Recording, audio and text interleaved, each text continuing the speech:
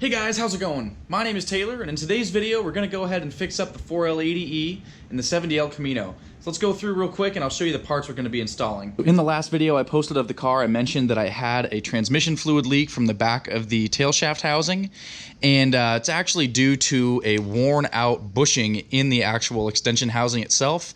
So this is the new bushing we're going to be installing today. I've got some new O-rings that actually go, one of them is for sealing the actual extension housing, and then this little O-ring goes onto the output shaft itself. And then, let's see, one more thing here. We've got a new seal to actually put in the back of the extension housing as well. I already replaced this once on the transmission before I installed it in the car, but I'll replace it again just since I have another new one here. So with all that said, I'm going to pull this little jag out and get started tearing that extension housing off. Back under the car here, you can see where I left off last week. I just pulled the drive shaft out and the center nut out of the, or center bolt rather, out of the yoke. So the first thing I'm going to do is just pull that yoke out and see how much fluid actually starts to drain from there. Hopefully not a whole lot. And then I'm going to go ahead and strap from the bottom of the frame rails across to try to hold this transmission up. We'll pull the mount off from way up here, and then hopefully we'll get that extension housing off fairly easily. All right, I just grabbed a mess of paper towels and I have a little tray underneath this here, so we'll see what happens.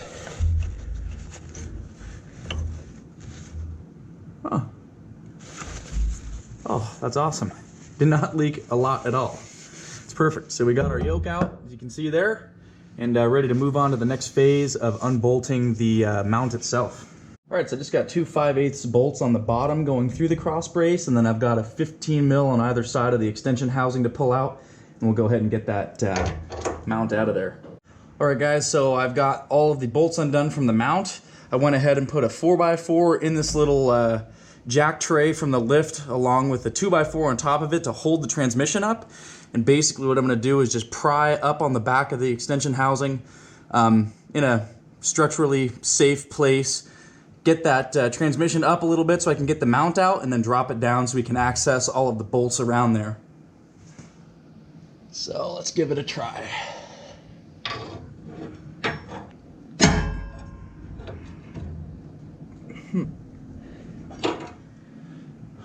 Might have to try something different. All right, so that plan didn't work, so I've gone full MacGyver mode. I've got this big iron little water shut-off from my sprinkler system for my house. I'm gonna put that up under here and then use the floor jack to relieve the pressure off of the cross brace.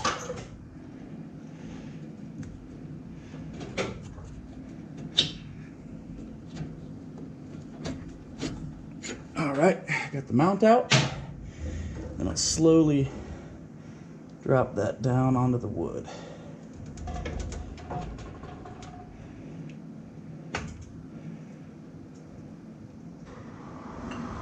And now we are all the way low. So on to the next step. So hopefully you guys can see around here, you've got 6 15mm bolts around the perimeter that hold this whole thing together. So I'm gonna take a swivel socket and a shallow 15 and just go ahead and loosen all those up, and hopefully this thing will come off real easy. You can see I got all the bolts out now, so I'm gonna throw a little paper towel action under here.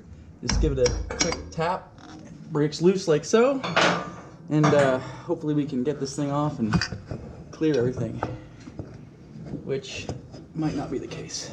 All right guys, well I just got the extension housing off. You can see everything up in here, and I did notice that it looks like I might have been missing an O-ring. If you see this groove right here where the splines of the output shaft stop, I've got to do a little research real quick, but I'm pretty sure one of my O-rings is supposed to go in there, and it's supposed to ride on the inner edge of this little coupler deal, and there's also a little O-ring here on the outside.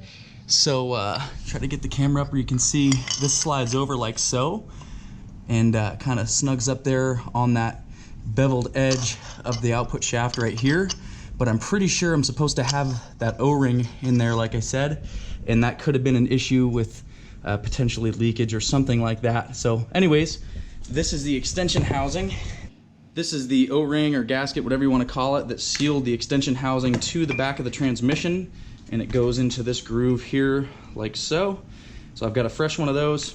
Anyways, truthfully, it doesn't look the O-ring, or not the O-ring, but the bushing in there doesn't appear to be too worn out from what I can tell.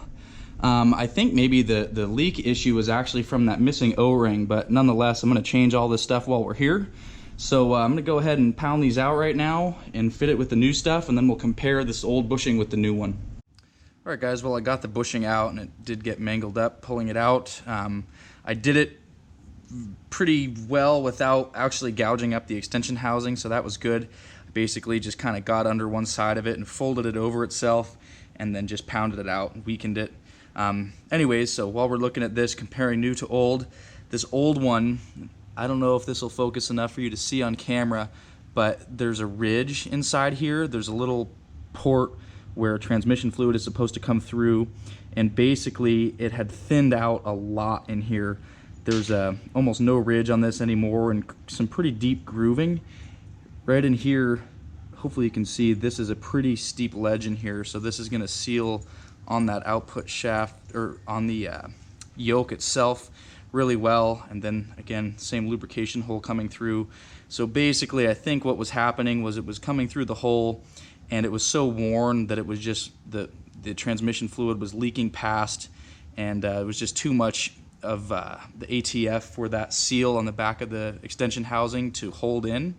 So now we've got a real good brand new bushing to install, so I'm going to get to that right now, and then I'll show you the extension housing completely assembled again. So guys, one thing I am going to do real quick, there's a little bit of contamination in here and just some couple little rough spots. I'm going to go through and hone it real quickly with a Scotch-Brite pad here, and then once I've got that all honed up, I'll go ahead and start knocking the new bushing in. All right guys, so I don't have any grease on me, so I'm gonna just use the assembly lube that I use just for assembling engines and stuff. Just kind of coat it on the outside of the bearing a little bit, and then I'm gonna put a little bit on the leading edge coming in here, and then I'll just kind of spread it around with my finger until I'm comfortable with the coverage. And I don't really have any good tools for pressing this in.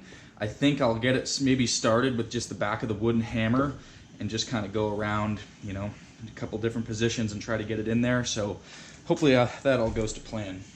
And remember, if you're doing this, remember to line up the hole in the bushing with the hole in the tail shaft where the ATF is supposed to travel through.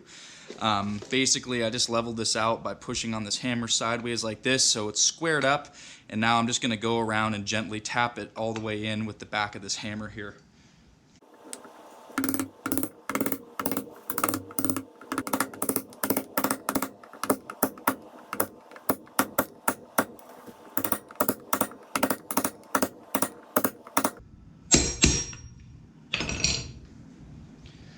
Alright guys, so it's almost driven home completely, and it's nice using that wooden part of the hammer because it's not burring up any of the edges here. Still have a nice smooth entry point for that drive shaft yoke. So I'm going to go ahead and just pound this in a little bit more, and then we'll get ready to put the outer seal back on in here. Here's the finished product real quick. Bushing's pushed in all the way, just level with the beveled edge from where it entered, and again real smooth in here. I'm just going to take the yoke and make sure we can get it in there. Yep, and we have a lot less end play than we did before, so we should be looking pretty good. I'm gonna go ahead and put that seal in here now, and yeah, it's good that everything fits up as it should.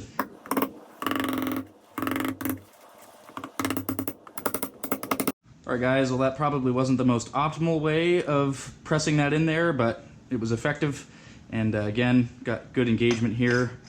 Yoke goes through both and seems to seal up pretty well. So now we just have to go ahead and put our new seal into the back here. I'm going to clean this a little bit, and then we'll go ahead and throw it back on the transmission. There's one thing I did want to mention. I said before I thought maybe an O-ring went into this little groove right here in the output shaft, and I did a little research, and as it turns out, this whole sleeve slides over it and is supposed to press on there like so, and then there's an O-ring in this outer end right here that the yoke, or the yoke actually slips into. And this O-ring is still in good shape, so I don't think we're gonna have to worry about it, but that is how that all works. I didn't know precisely how it was supposed to go, but after some research, this is all correct. So now we'll get into actually installing the tail shaft housing. All right guys, well everything is bolted back up. I've got the mount in here, as you can see. Everything's tight. The center of the transmission's kind of right in the middle of the hump. Got the bolt in for the yoke. And if you guys watched the last video, you saw there's quite a bit of play in this yoke, and now it's very sturdy. So hopefully that solves our leak issue. And then I did go ahead and degrease my pans again and just wiped off all the ATF that had leaked out. So we're looking pretty good. Next step is the drive shaft, and then we'll go take this thing for a spin.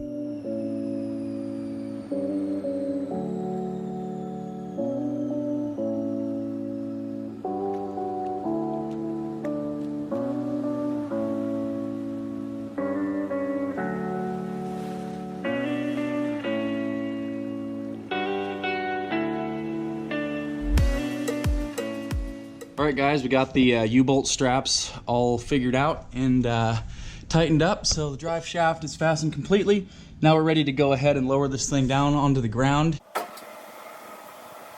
So we've got the car back on the ground, and there's one thing that I forgot to mention earlier in the video, and that was that I was getting a drive shaft vibration at probably 60 or so miles an hour. I have the controller in the car set up for a lockup at 60 miles an hour exactly, and it seems like once it was locked up in overdrive, it would start to kind of have a harmonic vibration. So I'm hoping this is the fix for it. I did a little reading, and it sounds like this is usually the cause, because that's a brand new drive line. It was freshly balanced, so really should not have any vibrations out of this thing right now. But with that said, let's go ahead and take it for a ride now.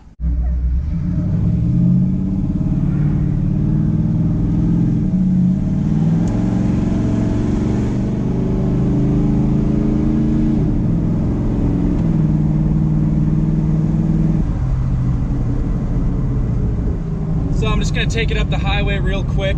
I just did get into overdrive there and lock up for a second, and it felt a little bit better, but I want to get a lot longer stretch of highway. But it's feeling pretty good, so once we get home, we'll know if that leak is fixed too.